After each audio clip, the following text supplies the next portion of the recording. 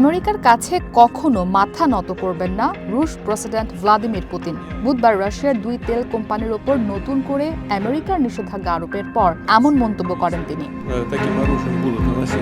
গার্ডিয়ানের এক প্রতিবেদনে বলা হচ্ছে, নতুন করে আমেরিকার এই নিষেধাজ্ঞা রাশিয়ার প্রতি তার বন্ধুসুলভ আচরণ নয়। রাশিয়ার অর্থনীতিতে এর কিছুটা প্রভাব পড়লেও সামগ্রিক স্থিতিশীলতা নষ্ট করতে পারবে না বলে দাবি করছেন পুতিন। বলেন, রাশিয়ার জ্বালানি খাত এখনো শক্তিশালী অবস্থানে রয়েছে। আমেরিকার নিষেধাজ্ঞাকে তিনি রাশিয়ার উপর চাপ সৃষ্টির প্রচেষ্টা বলে অভিহিত করেন।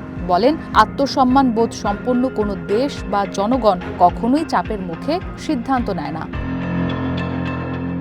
রাশিয়ার 2 তেল কোম্পানির ওপর আমেরিকার এই নিষেধাজ্ঞার ফলে বিশ্ববাজারে ভারসাম্য নষ্ট হলে জ্বালানির দাম বাড়তে পারে বলেও সতর্ক করেন পুতিন। বলেন, এটি আমেরিকার মতো দেশগুলোর জন্য অস্বস্তিকর হবে।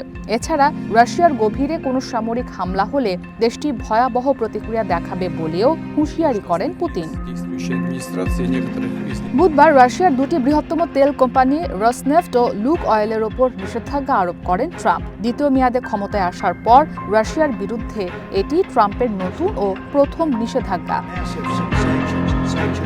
এদিকে নিষেধাজ্ঞা আরোপের পরই বিশ্ববাজারে তেলের দাম বেড়েছে প্রায় 5%। শুধু তাই নয়, চায়না ও ভারতও রাশিয়ার কাছ থেকে তেল আমদানি কমানোর প্রস্তুতি নিচ্ছে বলে গার্ডিয়ানের প্রতিবেদনে উল্লেখ করা হয়েছে। এর ফলে ভারতীয় পণ্যের উপর আমেরিকার আরোপিত 50% শুল্ক কমানোর সম্ভাবনাও তৈরি হয়েছে। ভারতের সবচেয়ে বড় বেসরকারি তেল কোম্পানি রিলায়েন্স ইন্ডাস্ট্রিজ জানায়, তারা রুশ তেল আমদানি সম্পূর্ণ বন্ধ করবে। ভারত সরকারের নির্দেশনা অনুযায়ী সামঞ্জস্য রেখে কাজ করবে প্রতিষ্ঠানটি। শুধু তাই নয়, রসনেফটের সঙ্গে তাদের দীর্ঘমেয়াদী চুক্তি স্থগিতের পরিকল্পনাও করছে রিলায়েন্স ইন্ডাস্ট্রিজ।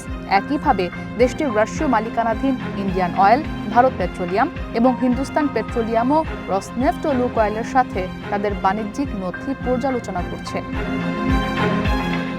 এদিকে চায়নার 4টি রাশিয়ায়ত্ত তেল company petro China, Sinopec, CNOOC এবং জেনহুয়া সমুদ্রপথে রুশ অপরিশোধিত তেল কেনা সাময়িক বন্ধ করেছে। ইসরাত মুক্তি, ওয়ান ইন্টারন্যাশনাল ডেস্ক।